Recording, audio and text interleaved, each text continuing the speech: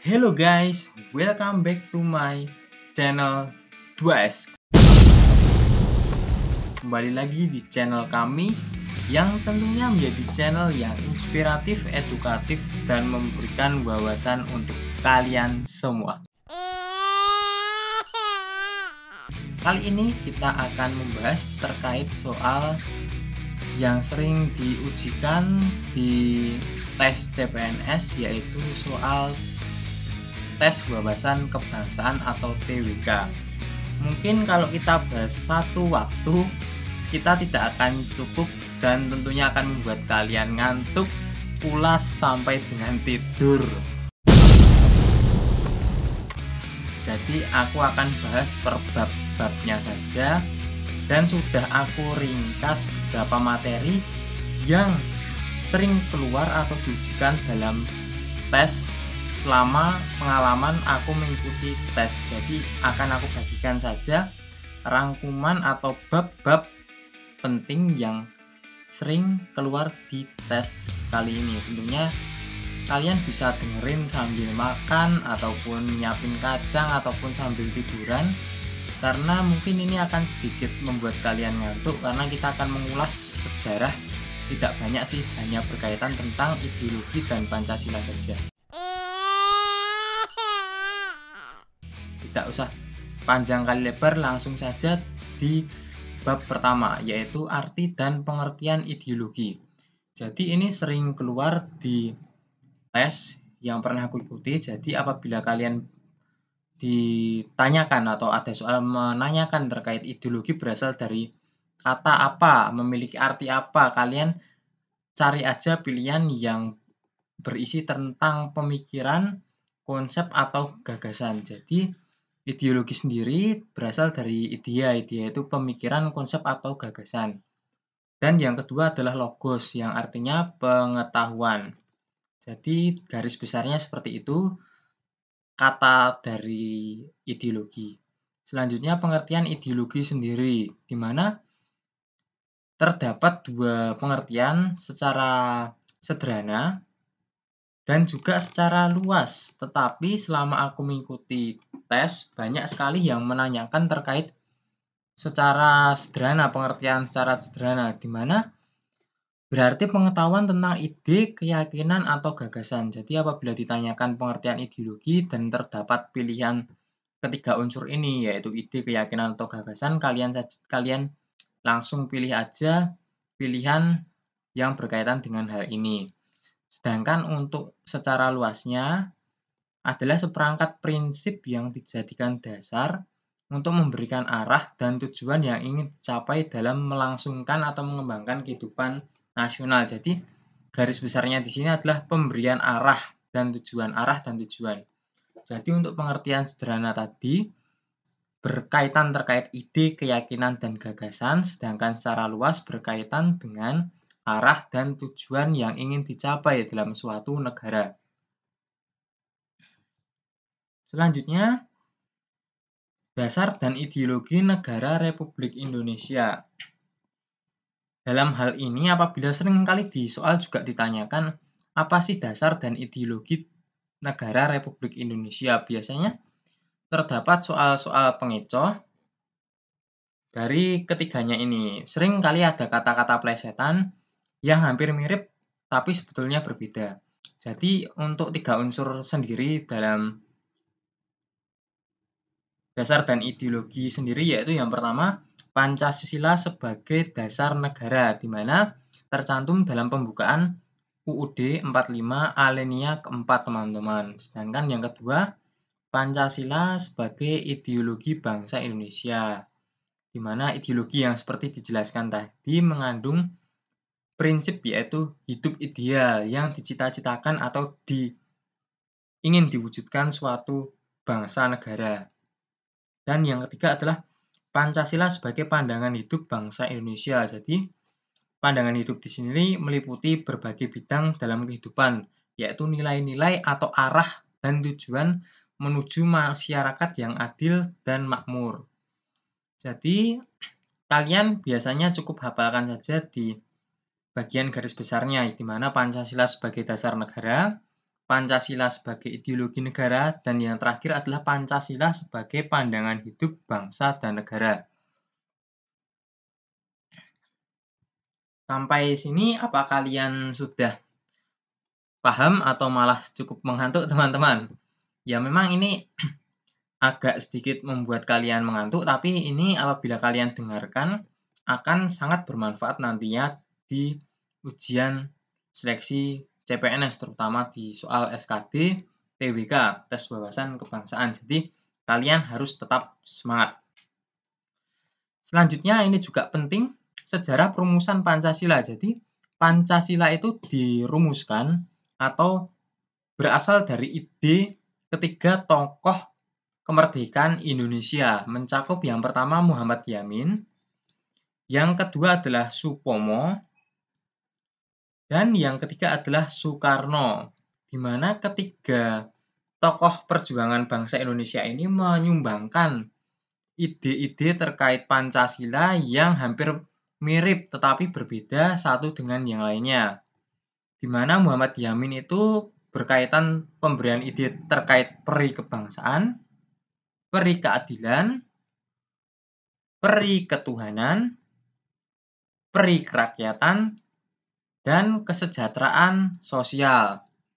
Jadi dalam apa yang disampaikan Muhammad Yamin terkait kelima unsur ini. Sedangkan Supomo mengatakan atau berpendapat terkait yang pertama adalah persatuan, yang kedua adalah kekeluargaan, yang ketiga adalah keseimbangan lahir batin, yang keempat adalah musyawarah, dan yang kelima adalah keadilan rakyat. Jadi pendapat antara Supomo dan Muhammad Yamin ini tidak jauh berbeda, tetapi ada sedikit perbedaan di pandangan atau usulan kedua tokoh ini. Terletak pada seperti di mana Muhammad Yamin ini mengusulkan kesejahteraan rakyat, sedangkan Supomo keadilan rakyat. Lalu Muhammad Yamin mengusulkan adanya peri kebangsaan. Sedangkan Supomo mengusulkan adanya peri persatuan. Lalu ada perbedaan yang lain di mana Muhammad Yamin mengusulkan peri keadilan, sedangkan Supomo mengusulkan peri kekeluargaan.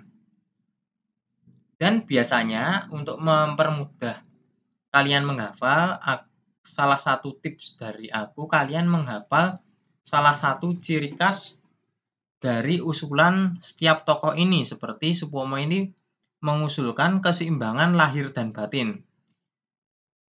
Di usulan tokoh lain tidak ada keseimbangan lahir batin. Ini hanyalah milik Supomo.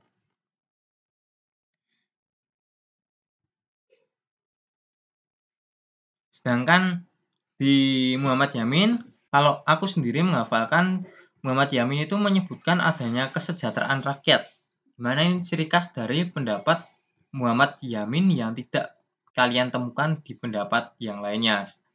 Yang terakhir yaitu I.R. Soekarno juga mengusulkan 5 unsur, di mana yang pertama kebangsaan Indonesia, yang kedua internasionalisme dan peri kemanusiaan, yang ketiga mufakat dan demokrasi, yang keempat kesejahteraan sosial, dan yang kelima ketuhanan yang Maha Esa.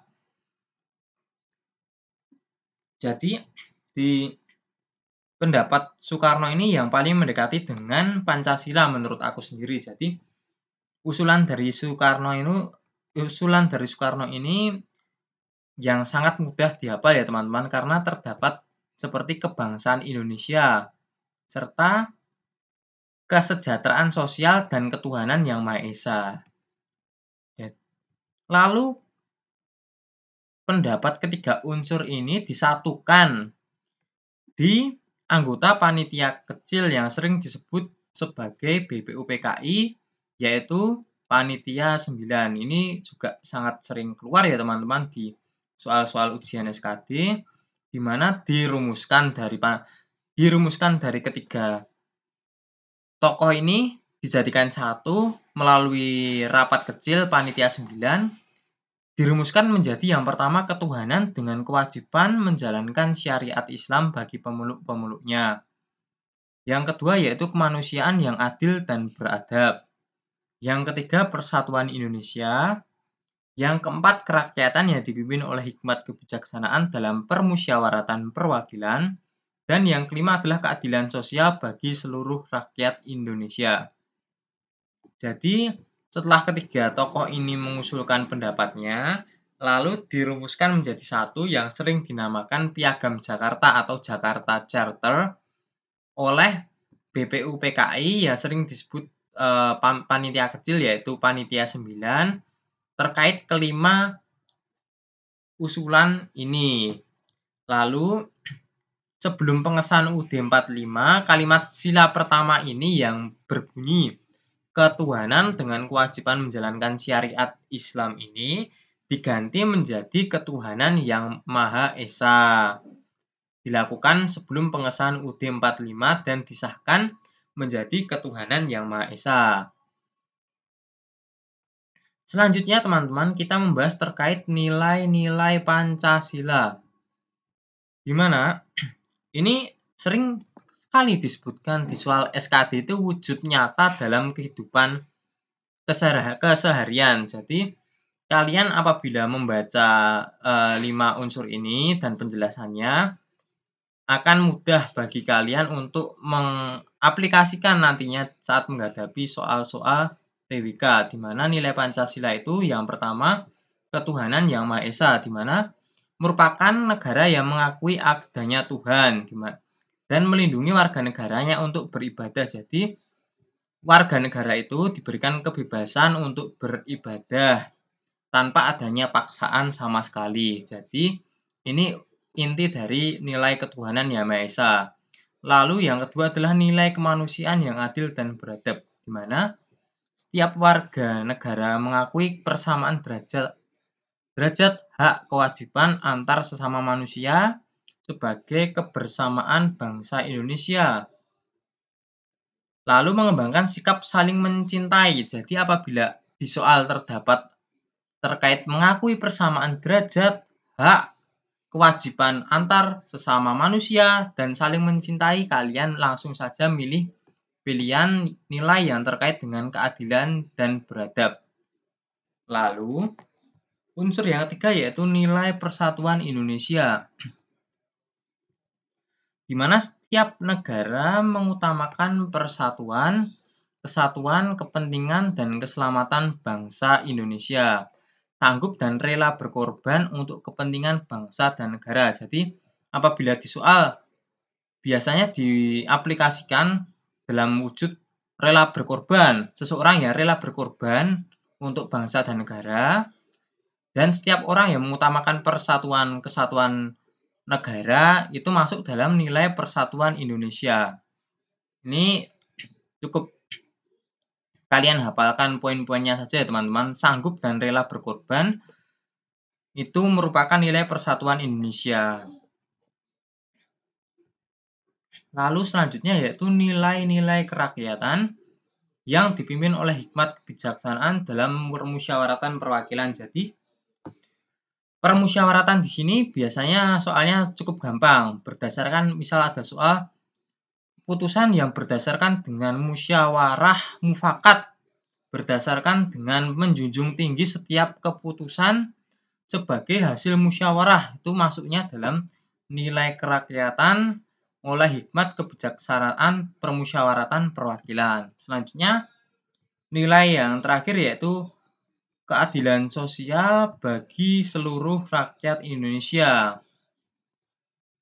Poin di sini yaitu di mana kita saling menghormati satu sama lain, menciptakan keadilan sosial. Jadi apabila di soal juga terdapat kita harus menghormati antar sesama dan untuk menciptakan keadilan itu masuk dalam keadilan sosial bagi seluruh rakyat Indonesia. Jadi kelima unsur ini tips dan trik dari aku kalian hafalkan contoh nyatanya dalam kehidupan sehari-hari cukup dengan menghafalkan poin-poin penting dalam setiap unsurnya yang nantinya menurut aku akan memudahkan kalian dalam menjawab soal-soal SKD mendatang.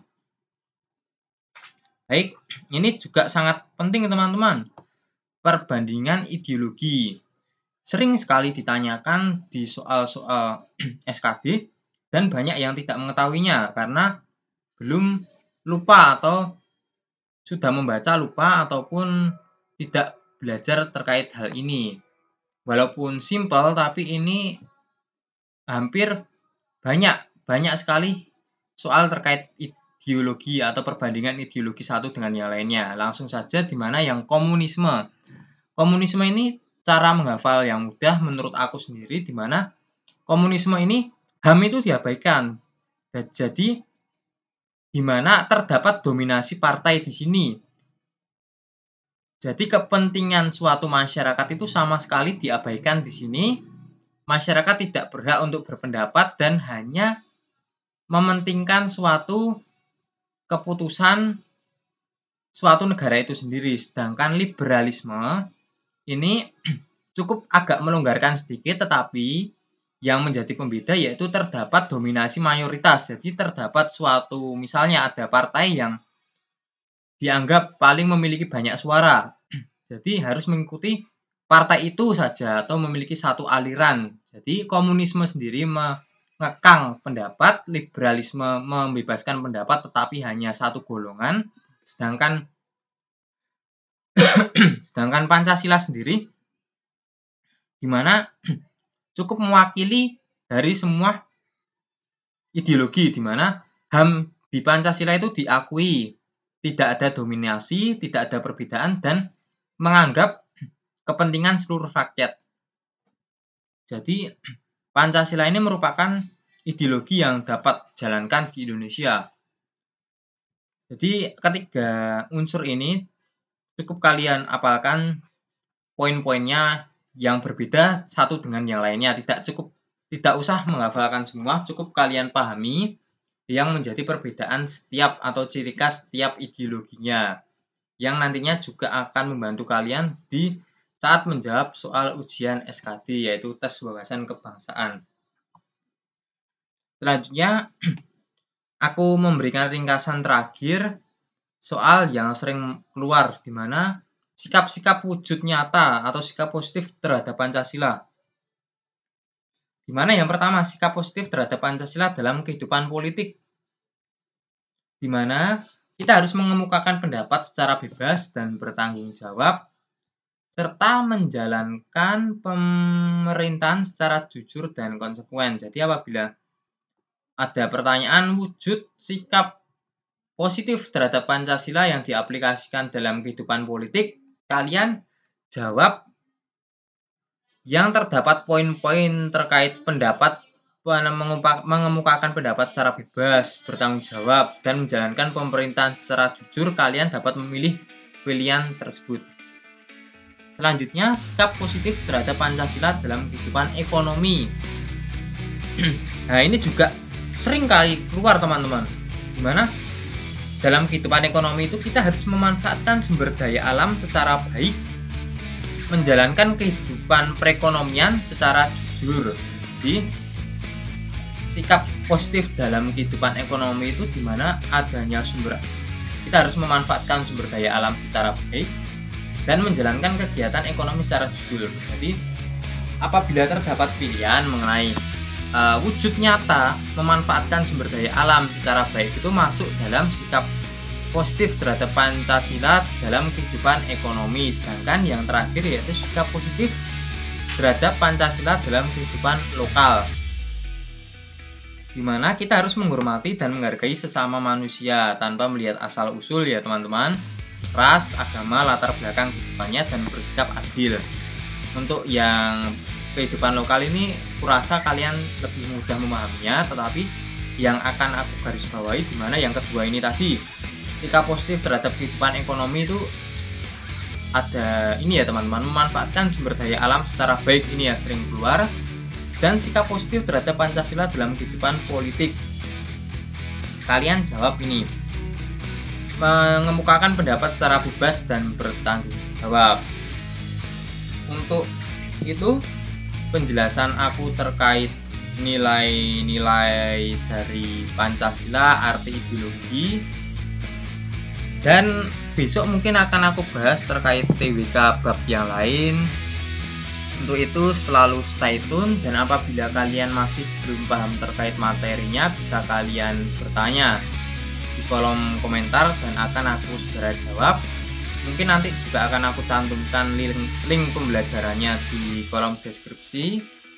Untuk itu jangan lupa please like dan subscribe dalam hitungan 5, 4, 3, 2, 1. Ya, terima kasih buat kalian yang udah subscribe. Selalu stay tune di channel 2S. Semoga apa yang aku bagikan bermanfaat buat kalian dan semoga kalian dapat lulus di CPNS tahun